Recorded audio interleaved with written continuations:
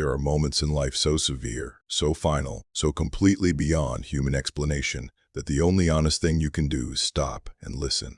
What you are about to read is one of those moments. A young man, a dug grave, 4 dark figures, and a light that walked in and changed everything. If you have ever wondered whether God actually shows up, whether he is real enough to step into the worst moment of a person's life, then you cannot afford to stop reading now. Stay with me. Every word of this matters. And if you are watching this testimony and something in you is already stirring, something you cannot fully name, I want you to know that it's not an accident. That feeling has a source. Keep reading and you will understand why. Before we go any further, drop a comment right now and tell me where in the world you are watching or reading from. Whether you are in Lagos or London, Kigali or Kuala Lumpur, Houston or Harare, let me know you are there. We are not just an audience here. We are a family. And families carry each other in prayer. Comment your location and let us agree together as we walk through this story. My name is Elias Mirenzi. I was born in 1981 in the red-soiled hills of Central Africa, in a country where the mornings came slow and the valleys held mist like a secret. I grew up in a home that carried 2 different kinds of faith under one roof. My father was a devoted Muslim, a man whose whole life was shaped by the rhythm of prayer and the authority of the Quran. My mother carried something older, something she never quite named out loud, something rooted in the old ways of the ancestors. She would do things in certain corners of the house, at certain hours that I understood without being told were not meant to be discussed. As a child, I did not think of any of this as strange. It was simply the world I lived in, the air, the water, home. I was 7 years old when my world first cracked open, the ethnic hatred that had been simmering beneath the surface of our nation for decades. The kind of hatred that does not start loudly but ends loudly, finally boiled over, and when it did not spare my family. My father left. I have tried over many years and with great difficulty to forgive him for that, but the truth is simple and hard. He chose a side, and that side was not us. My mother was left alone with 4 children, a leaking roof, and a grief so heavy she wore it like a second skin, quietly every single day. I was the oldest boy. In our culture, that meant everything.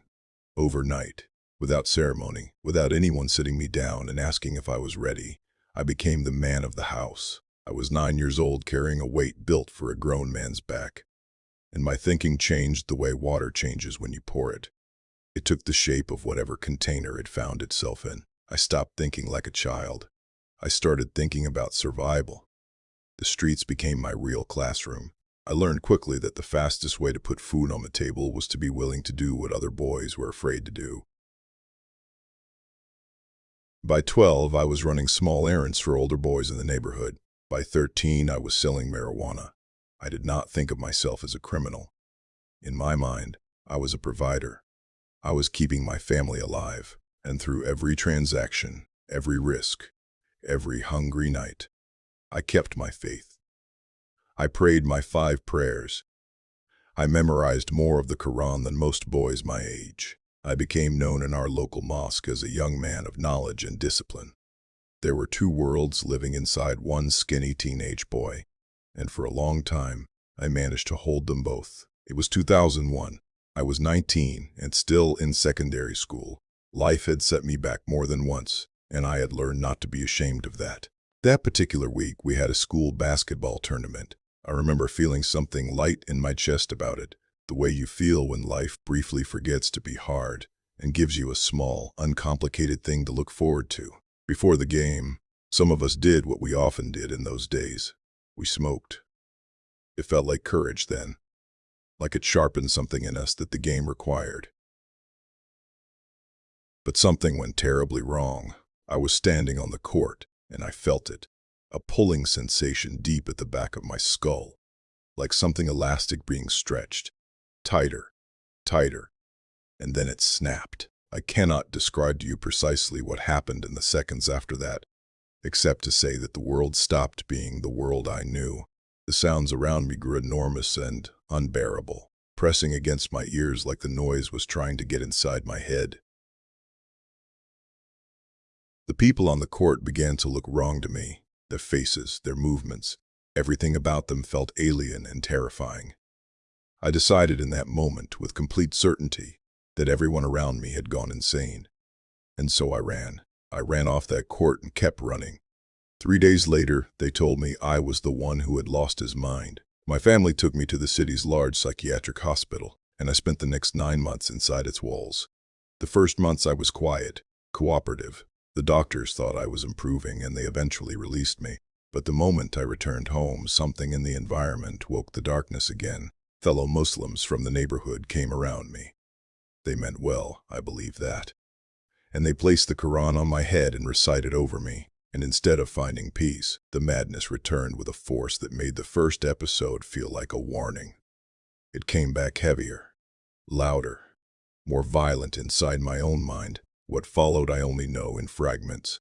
I was brought back to the hospital. I know my mother was exhausted in a way that goes beyond what the word exhausted can hold. I know that the boy who had thought of himself as strong, as a provider, as the man of the family, was now completely and utterly helpless. I could provide nothing. I could barely hold myself together. I was broken in a way that medicine could touch but could not fully reach. The years after the hospital were quieter, but they were not peaceful. I was a young man rebuilding himself piece by piece, still holding to my faith, still praying, but deeply fractured in ways I had no language for. I was functioning. I was surviving. I thought that was enough. Then, in 2007, when I was 26 years old, something new arrived. It began as a tightness in my chest, a weight that did not lift. Breathing became something I had to consciously manage rather than something that simply happened on its own. I told myself it was stress. Then I told myself it was the harmattan dust. Then I stopped telling myself anything and went to the doctors because by then I could no longer pretend.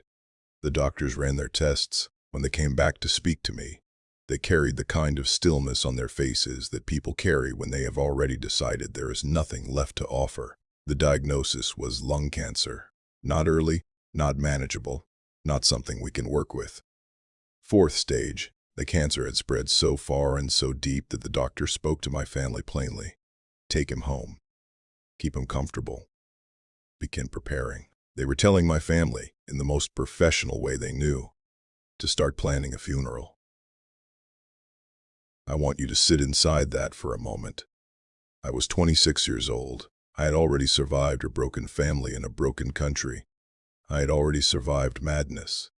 I had already fought my way back from the edges of myself more than once, and now I was lying in a bed at home, unable to move without a pain that started in my chest and radiated through every part of my body, like fire moving through dry grass. Breathing was a negotiation. Every morning I opened my eyes. I was surprised, not relieved, surprised, as though my body itself could not believe it had lasted another night. My family began the preparations. Food was brought. Neighbors and relatives came to sit with us. The quiet, somber kind of visit that people make when they are saying goodbye without using the word. Clothes were discussed, and somewhere, quietly, in the yard not far from the house, someone began to dig. I do not know the exact moment it happened. I know it was a night in August 2007. I know that at some point in the darkness my breathing simply stopped. My family in the next room heard nothing unusual. They had been expecting this. They had been sitting in the quiet, resigned way of people who have accepted what is coming and are only waiting for the specific moment it arrives. But I was not gone. I was somewhere else entirely. I found myself in a room, not a room I had ever been in, not a room I could name or locate. It was a place that existed in a way I had no framework for, real and solid, yet nothing like the world I had come from. And in that room, 4 figures appeared. They were not human in the way I understood the word. One of them carried a long blade. One carried a bucket that held something I could not look at directly. One carried a tool with a hook at its end. One carried something sharp and angular. They moved around me with a kind of rhythm, purposeful and celebratory at the same time, like beings who had been waiting a long time for this particular moment and were glad it had finally come. I understood, with the kind of knowing that goes deeper than thought, that they had come for me. That this was the conclusion of my story.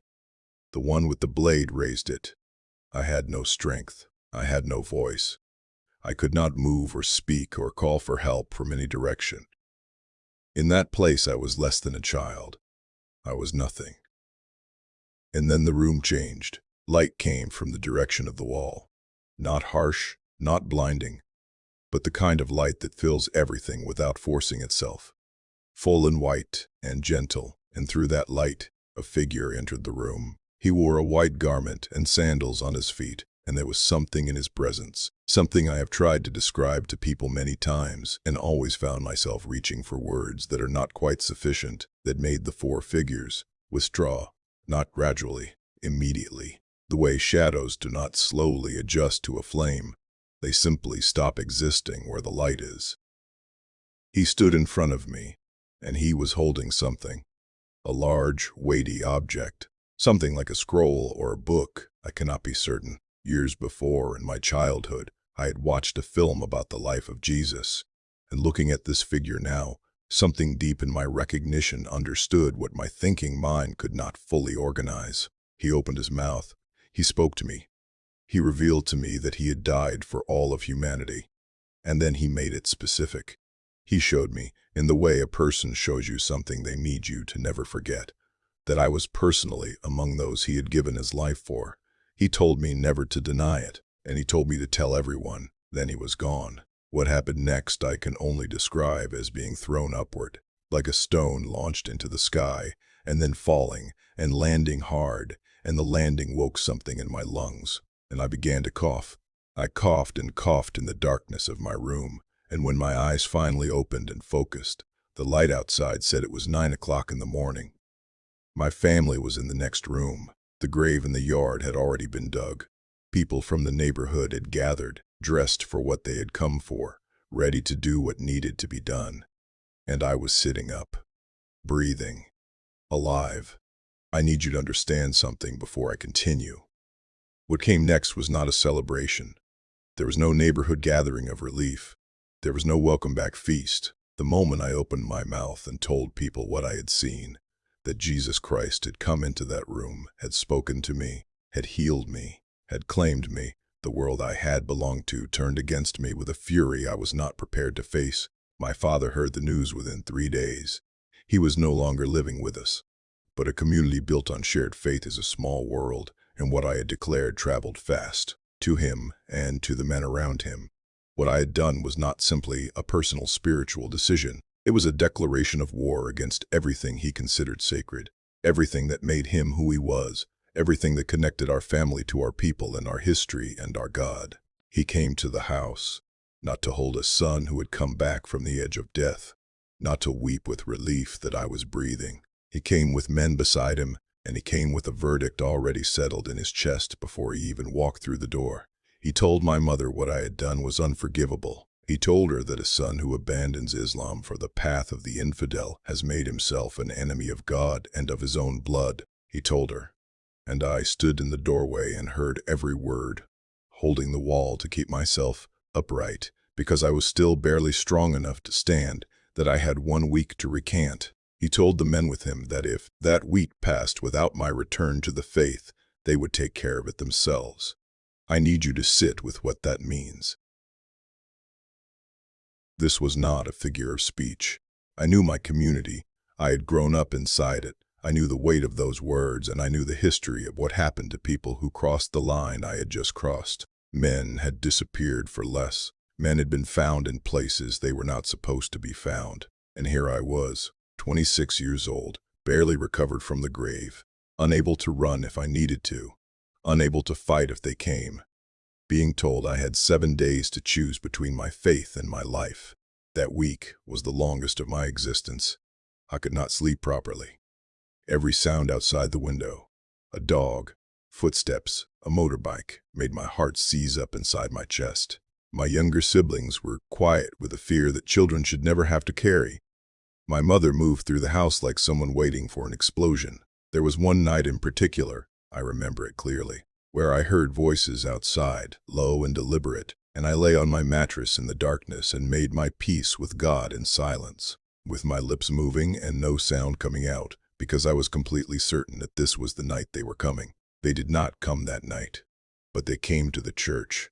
The small gathering of believers I had begun attending met in someone's home, because in our neighborhood, A proper church building would not have stood long. One Sunday morning, men came to that house. They did not knock. They pushed the door open and stood in the entrance, and they shouted that what was happening inside was a disgrace, an abomination, a corruption of everything right.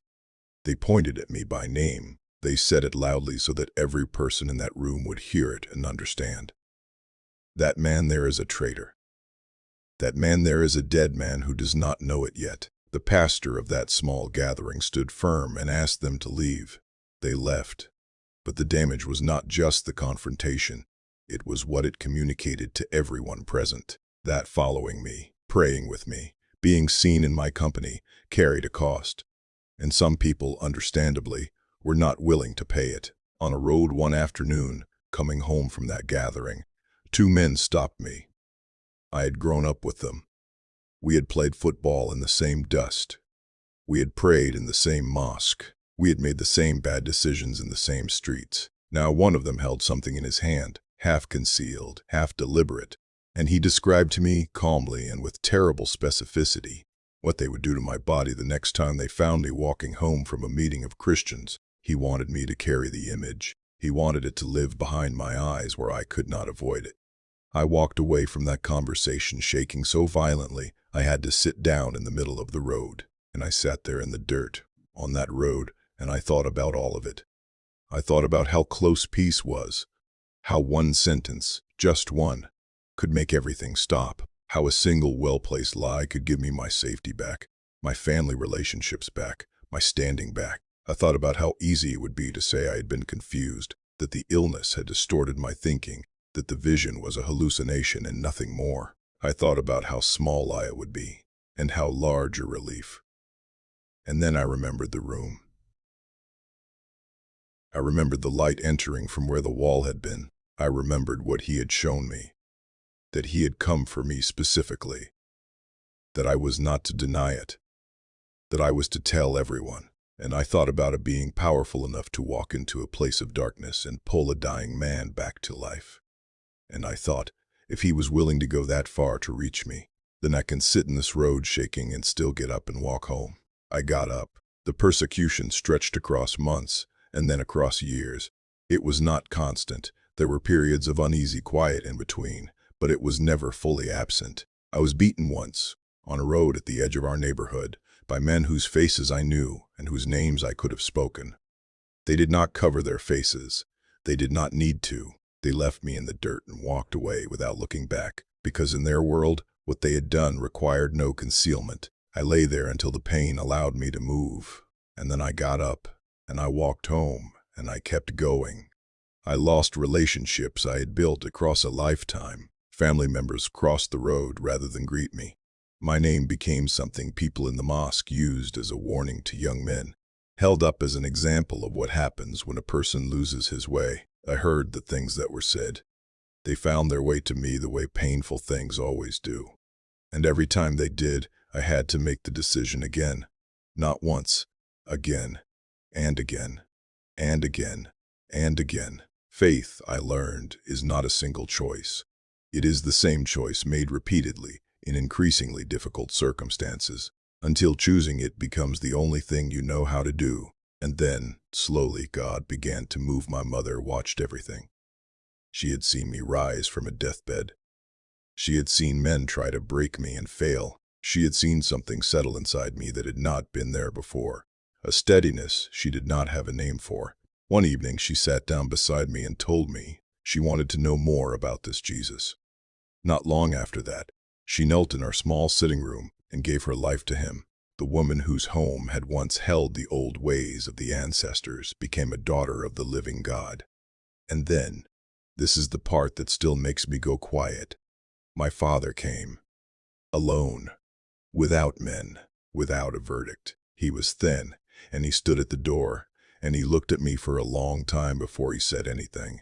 He told me that he had watched what his son went through. He told me that the God who keeps a man alive through madness, through cancer, through beatings, through years of threats, was not a God he could keep running from. He told me he wanted what I had found. The man who had once sent others to threaten my life became a believer.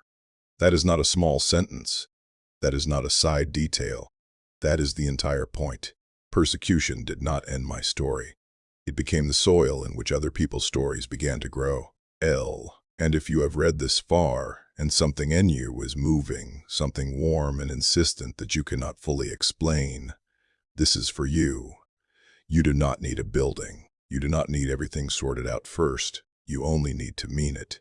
Say this right where you are: Lord Jesus, I believe that you are real. I believe you died for me, not just for the world in general, but for me, specifically, by name. I believe you rose again. I am sorry for every wrong thing I have done and every wrong way I have lived. I turn away from that today.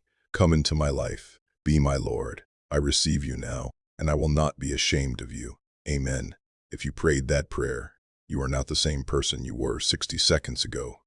Welcome to the family. Find a community of believers near you. Tell someone what you have decided. Keep going. The road is not always easy. I am the last person who would tell you that it is. But you are not walking it alone. You never will be again. Thank you for staying until the very end. If this story moved something in you, if it reminded you of someone who needs to hear it, please share it. You never know who is sitting in their own version of that room right now, waiting for a reason to hold on. Be that reason for someone today. Subscribe so you never miss a testimony. Leave a like if this blessed you. And please, leave a comment. Tell me where you are. Tell me how this touched you. Tell me if you prayed that prayer. I read every single one. Every name. Every word. God bless you. See you in the next one.